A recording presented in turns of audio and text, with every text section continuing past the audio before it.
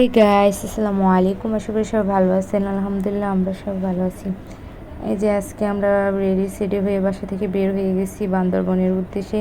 Guys এখানে এসে দেখি বেড়াজেরা আর আর্জেন্টিনার পোস্টার অ্যাঙ্গেল ছিল।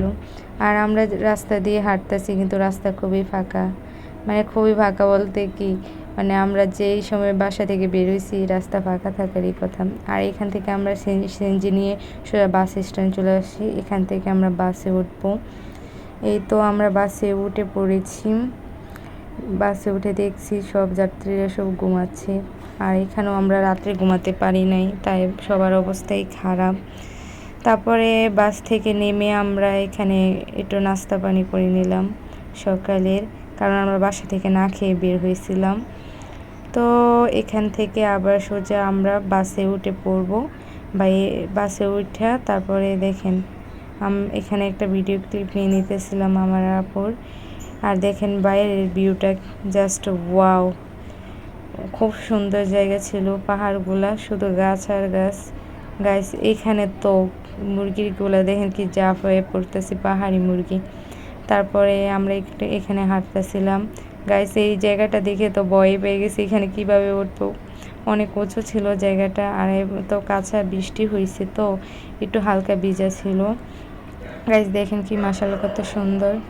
আর এইখানে তো আমরা বাইয়ারে নিয়ে মজা নিতেছিলাম, কারণ বাইয়া আপুর ব্যাগ নিয়ে হাঁটতেছিল, তাই একটু আমরা মজা নিতেছিলাম।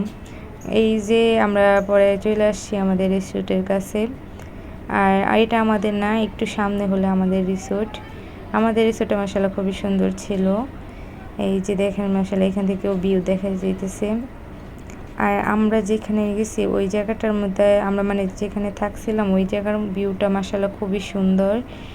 এই যে লোক আমাদের লাগেজ নিয়ে যাইতেছিল, আর আমরাও পিছিয়ে পিছিয়ে যাইতেছিলাম।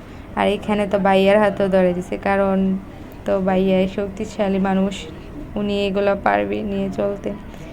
গাইজ দেখেন মাশাআল্লাহ কত সুন্দর একটা ভিউ ছিল মাশাআল্লাহ। আর এইতে আমলখি আমরা নিজের হাতে পেরে খাইছি, খুব ভালো লাগছে। আর গাইস এই পাহাড়ের মধ্যে শুধু কলা গাছ আর কলা গাছ। এই যে আমাদের এই জুমগড়ের মধ্যে আমরা ছিলাম। আসলে আমাদের এই জায়গা থেকে পুরাটা ভিউ খুব সুন্দর দেখা যাইতেছিল। আর এটা হলো আমাদের রুম। এখানে আমরা 4 জন ছিলাম, আমি, আপু আর মামাতো বোন, আমার একমাত্র বিয়ান সাপ। সবাই মিলে এই রুমে ছিলাম, অনেক এনজয় করেছি। আগামী ব্লগে সবার সাথে দেখা হবে। আল্লাহ হাফিজ। সবাই ভালো থাকুন, সুস্থ থাকুন। সবাইকে ধন্যবাদ ভিডিওটা দেখার